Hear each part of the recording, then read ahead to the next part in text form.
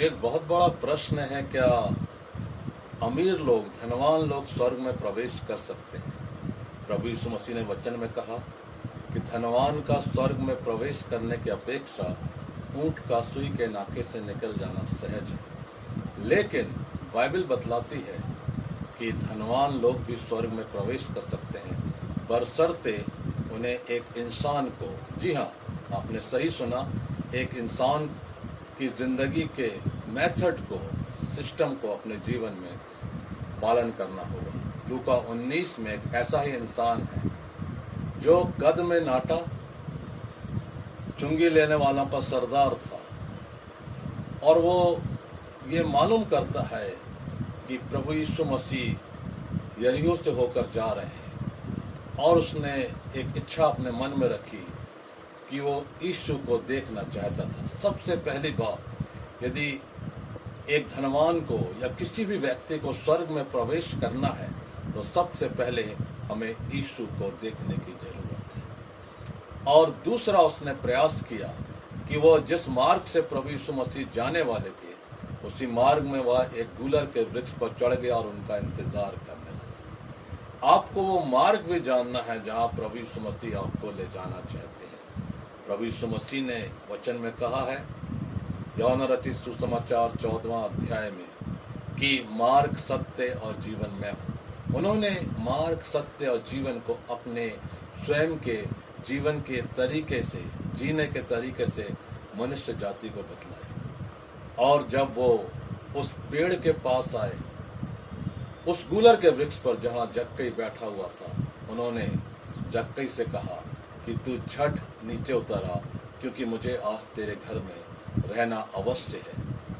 तीसरी बात जो जक्कई ने बड़े अच्छे तरीके से की, जो मुझे और आपको करना, एक धनवान को करना जरूरी है, कि वो बड़े आनंद के साथ शीघ्र पेड़ से उतरकर प्रभु को अपने घर में ले गया। और वहां दूसरे लोग आश्चर्य कर रहे थे कि प्रभु आज एक पापी के घर में जा ठहरे हैं। लेकिन जक्कई ने प्रभु के सामने खड़े होकर जो शानदार अंगीकार किया है, वो जिंदगी को बदल देने का, एक धनवान की जिंदगी को बदल देने का, मेरे और आपकी जिंदगी बदल देने का पुराने नियम पर आधारित एक शानदार वचन है। और वो है, देख प्रभु, मैं अपनी आधी संपत्ति कंगालों को दे देता हूँ, और यदि किसी का कुछ भी अन्याय करके ले लिया हूँ तो उसे चौगुना फेर देता हूँ।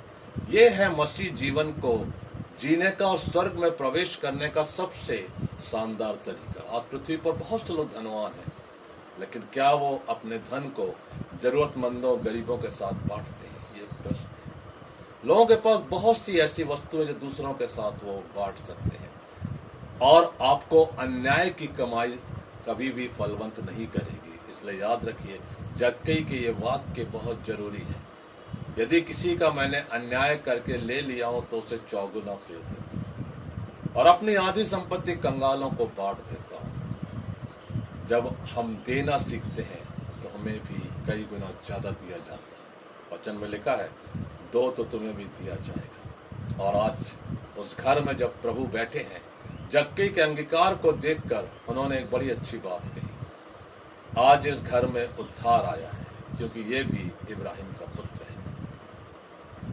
जक्कई का ये अंगीकार इस बात की घोषणा करता है कि जब एक धनवान व्यक्ति प्रभु के सामने अपने पापों का अंगीकार करके जीवन को बदल देता है, तो वह भी स्वर्ग में प्रवेश कर सकता है। मुझे और आपको आज इस संदेश के द्वारा खुदावंद यीशु मसीह आशीषित करे। आमीन।